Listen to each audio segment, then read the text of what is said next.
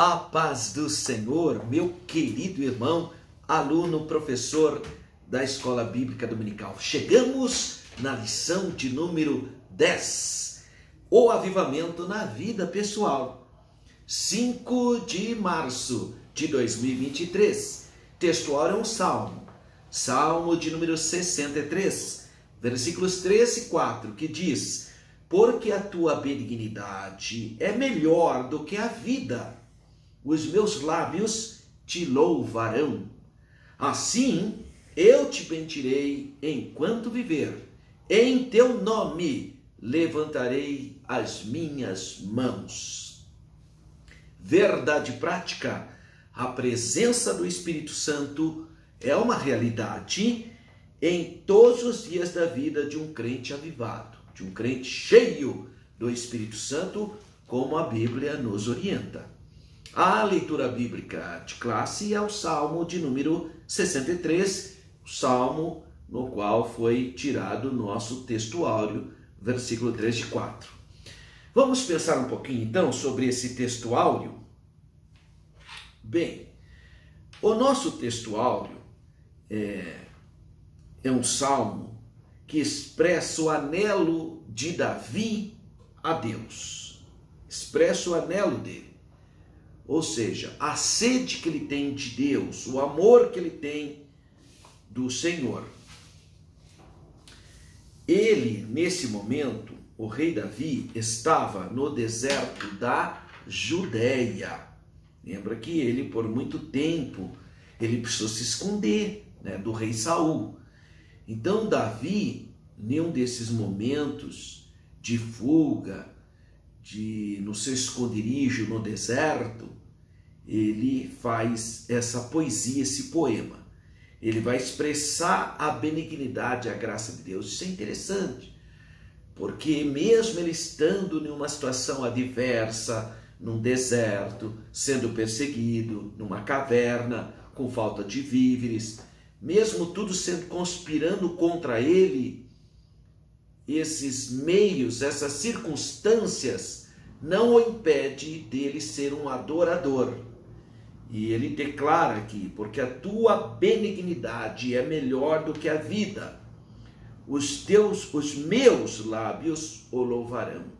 Em outras palavras, parece aquele hino, Deus é Deus, independentemente das circunstâncias, Deus é Deus, Se Deus curar, ele é Deus. Se ele não curar, ele continua sendo Deus. Parece que é a mesma percepção. O salmista declara que a benignidade, ou então a graça de Deus, é melhor do que a própria vida. E que o poder de Deus dispensado a todas as coisas boas. O poder de Deus faz com que a gente dispensa até a própria vida, Porque se o poder dele é superior à vida, Deus é, portanto, o Criador dos céus e da terra, o benfeitor universal. E o seu poder, a sua benignidade é a fonte de todos os bens. Assim sendo, Davi, o poeta sagrado, continuou louvando com seus lábios, jubilosamente. Ele continuou glorificando a Deus, mesmo em estado, eu diria, desconfortável. Interessante, porque teoricamente, às vezes as pessoas são gratas pelos benefícios, Mas Davi tem uma visão transcendente de toda a realidade material. Mesmo aparentemente ele estando em uma situação adversa, ele consegue entender que Deus e é digno de adoração. Por causa do grande amor de Deus, então o coração de Davi se abria em louvores, em ações de graças. Interessante que Davi, em todo o tempo, ele tem essa predisposição de um adorador. Se você estudar a biografia de Davi, tem até um livro muito bonito chamado Davi, é uma série, tem Moisés, Neemias, tem lá também Davi. e que apresenta pontos muito interessantes da pesquisa biográfica que foi feita, fazendo menções também da tradição, da Mishnah, da tradição rabínica, ou mesmo dos primeiros pais da igreja. Se vê que a vida de Davi foi uma vida de altos e baixos. Ele teve derrotas assim assustadoras, mas ele é um homem que ele reconhece a grandeza de Deus, mesmo quando um outro homem agiria de maneira diferente. Eu vou dar um exemplo aqui. O rei Saul, quando ele recebeu a informação que Davi tinha levado a espada de Golias, que estava sob o cuidado sacerdotal, ele mandou matar os sacerdotes. Então você vê a atitude dele, é uma atitude de uma pessoa completamente fora da vontade de Deus. Davi, quando o profeta Natan o repreendeu, porque ele havia mesmo cometido adultério e outras coisas mais, homicídio, ele poderia ter acusado o profeta Natan, porque ali tem um contexto. Todo mundo sabe que quem comete adultério ou quem matava outro seria apedrejado também, merecia era olho por olho, dente por dente. Então, quando o profeta Natan falou aquilo, Davi poderia ficar alarmado e mandar matar o profeta também, que nem Saul fez. Mas aí que você vê a diferença de coração e de índole. Davi, quando foi repreendido, ele reconhece, ele pede perdão. Essa é a postura de um homem segundo o coração de Deus. Não é um homem perfeito, não é uma pessoa que acerta em todos os momentos, não é isso. Mas é uma pessoa que tem sensibilidade espiritual para reconhecer aonde caiu. Oh, meu Deus, me perdoa, eu errei. É isso que Davi fala, eu errei. Quando o profeta Natan conta aquela história do mercador, da ovelhinha, ele não entende no primeiro momento, e o senso de justiça dele falou, tem que matar esse homem mercador. Onde você viu tomar a ovelhinha, a única ovelhinha daquele pastorzinho? Aí o profeta falou, então, esse homem é você mesmo. Então, quando o profeta falou isso para ele entendeu. Ele falou, meu Deus, me perdoa. Ele entendeu. E Deus teve misericórdia dele, porque Deus tem misericórdia de quem pede perdão. Aí que está. Sabe por que tem muita gente que não tem vitória na vida, que vive uma vida toda atrapalhada? Porque não se humilha. Sabe que está errado, está agindo errado, mas não consegue reconhecer e pedir perdão. O Senhor me perdoa, eu estou errado, eu quero endireitar. Então, ser segundo o coração de Deus não é ser perfeito, mas ter a sensibilidade para aceitar a correção. Porque Deus ama, Ele corrige quem ama. Então, Davi, ele mesmo nessa situação atípica, perturbadora, de ter cometido um duplo crime, mesmo assim, ele reconhece e continua adorando a Deus. Ele fala lá no Salmo 51, que é o salmo do perdão dele. Ele fala que os ossos dele se secaram, quebraram, tudo por causa da desobediência dele. Mas ele fala, meu Deus, não me lances fora da sua presença, não retires de mim o teu Santo Espírito. Olha aí, então você vê que é um homem segundo o coração de Deus, porque ele tem sensibilidade espiritual para reconhecer aonde ele caiu. Assim nós temos que ser também, irmão. Tem gente que não adianta, irmão, está errado, ele sabe que está errado, todo mundo está mostrando para ele que ele está errado, mas não, ele continua, sabe, ele não, meu Deus, não consegue entender, não cede 1 milímetro, não pode ser assim, irmão. Reconheça, se você está errado, reconheça, fala, meu Deus, me perdoa, eu não quero mais agir assim, precisa pedir perdão e voltar para o caminho certo. O que é arrependimento? É isso, exatamente isso, deixar aquela prática antiga e voltar para o caminho correto. Então Davi é o homem segundo o coração de Deus, porque ele tem essa postura de sensibilidade espiritual. Então você vê que Davi fala aqui que ele queria levantar as mãos em oração e gratidão. É uma prática judaica também, de levantar as mãos, na época no templo de Jerusalém, mas também até hoje, voltado para Jerusalém, Ele erguia as suas mãos, oferecendo petições e entregando a própria vida ao Senhor. Suas orações e seu agradecimento seriam feitos em nome de Deus, o Todo-Poderoso. O nome de Deus representa tudo quanto Deus é. Então tem gente, coitado, que pensa que o nome... Você vê, tem um grupo religioso que acha que o único nome de Deus é Jeová. Aí fica com Jeová para cá, Jeová para lá. Acontece, irmão, que o primeiro capítulo da Bíblia nem aparece esse nome. Primeiro capítulo da Bíblia aparece o nome Elohim. E outra, eu já falei isso aqui, vou explicar de novo. O nome Jeová é um nome híbrido.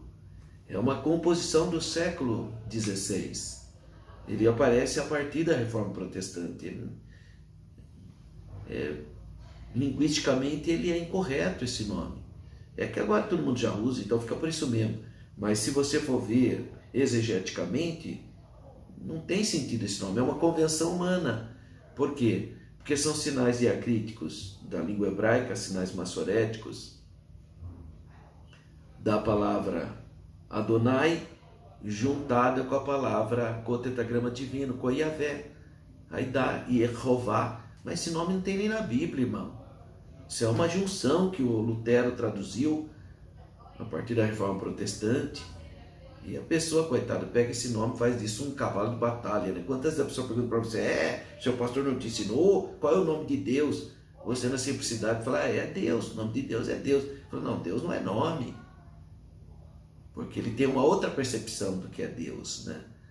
O que você acha que significa o nome de Deus? Não é igual você. Qual é o seu nome? É Alberto. Mas o que significa? Não interessa, é isso mesmo, é o nome. Não, Deus não é assim, irmão. O nome de Deus tem a ver com a índole dele, por isso que é o Todo-Poderoso, é o Shaddai, que era o nome que os patriarcas conheciam a Deus. Está lá em Êxodo 6, 3. Eu apareci para Isaac, para Abraão, para Isaac e Jacó, como Deus Todo-Poderoso. Aqui, olha que eu vou ler para você, Êxodo, capítulo 6,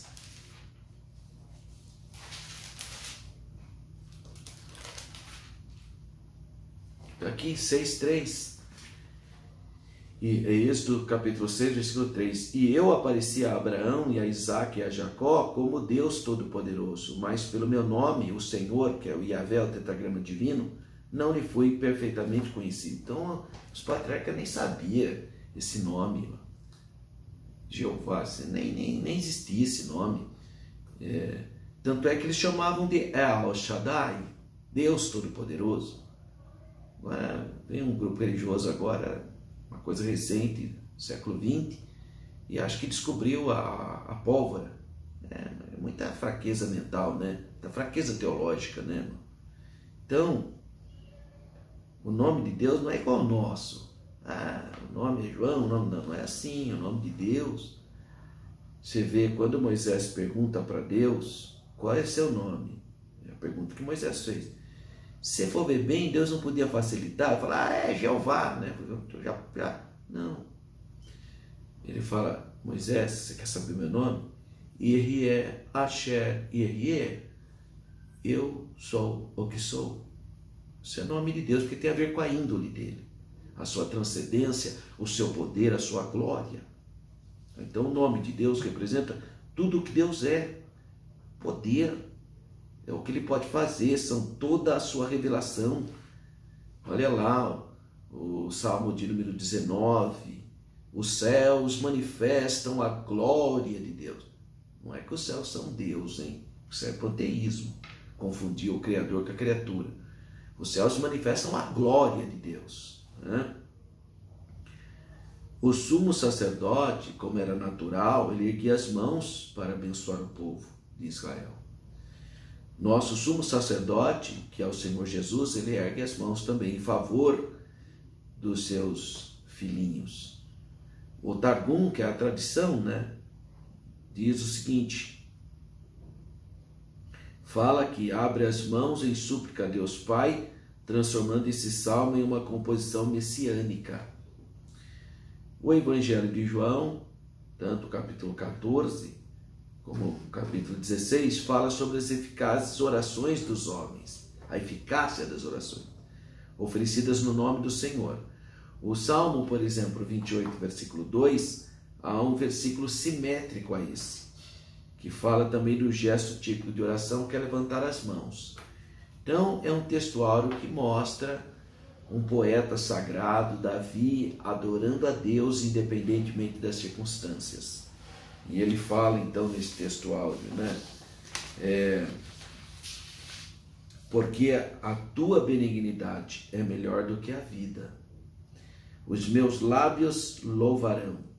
Assim eu te bendirei enquanto viver.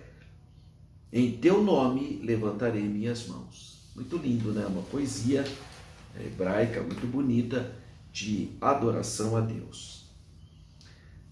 Bom, a introdução da nossa lição. É vontade de Deus que todos os crentes em Jesus sejam espiritualmente avivados. Ademais, não pode haver igreja local avivada sem que os membros experimentem também o avivamento espiritual.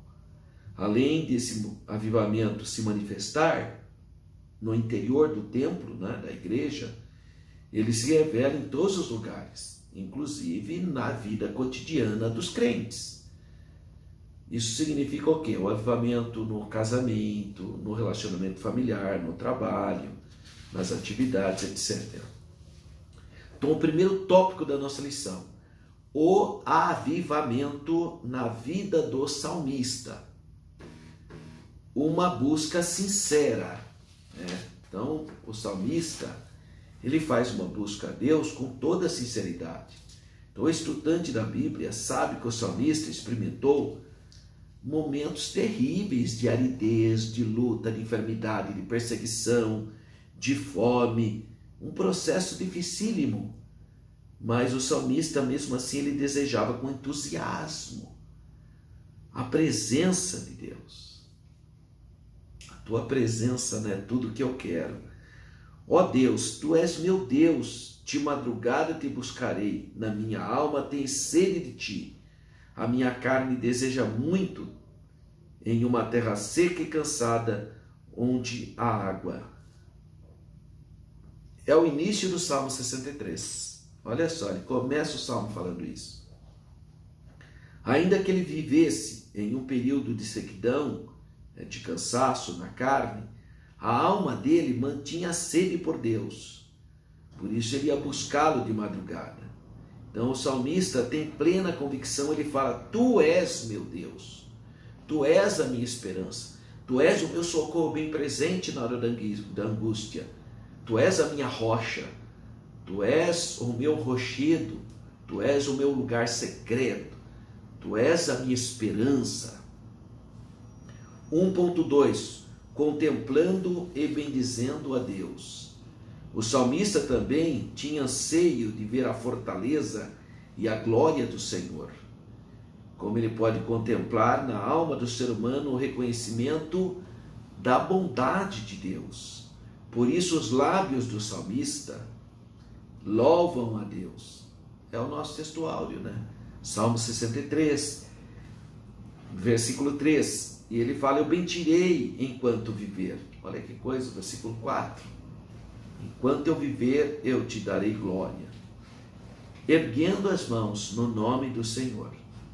Então aqui podemos aprender a disposição da alma em contemplar a glória de Deus, em bendizer. Você vê que o Salmo 103, o salmista diz, bendize, ó minha alma, ao Senhor, e tudo que é em mim, bendize o seu santo nome.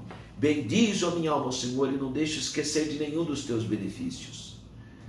Então, é possível viver essa realidade espiritual, mesmo você passando por um ambiente hostil, mesmo você tendo situações de perdas, de derrotas humanas, carnais, mesmo assim é possível a sua alma se renovar, porque Deus é o nosso auxílio.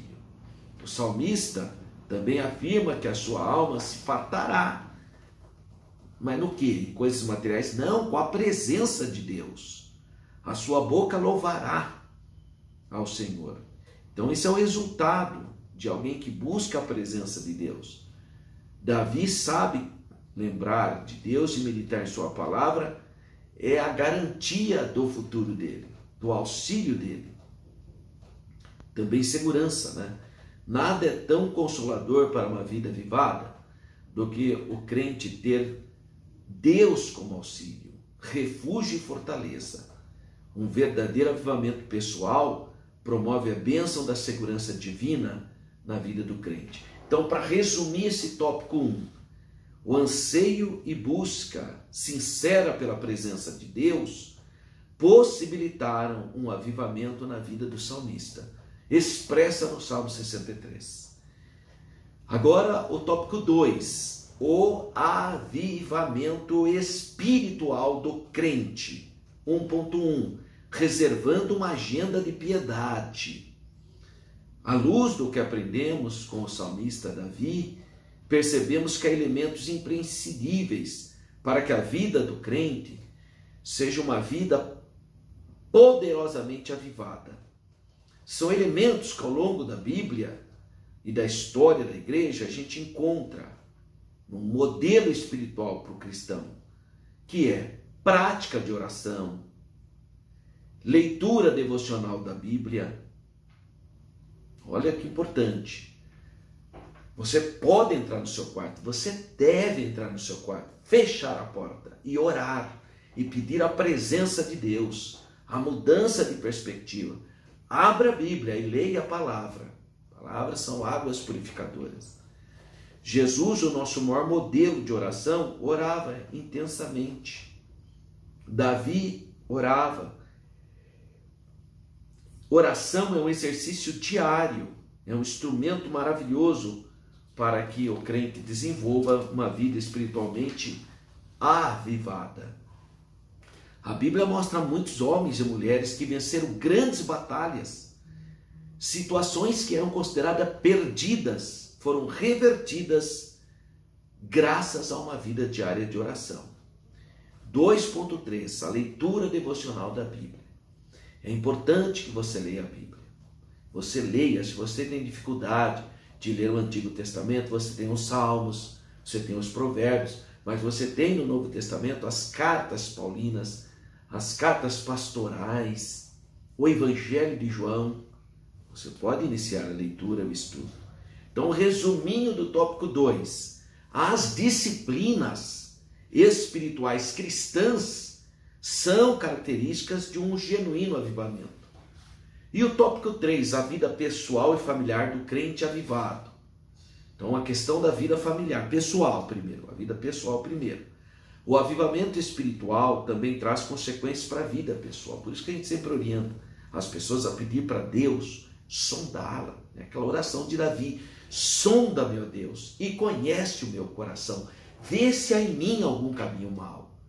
Então é importante você fazer essa oração, pedir para Deus entrar lá nas profundezas do seu íntimo e lavar o seu espírito, lavar a sua alma, lavar o seu corpo, que é o templo do Espírito Santo. Resumo.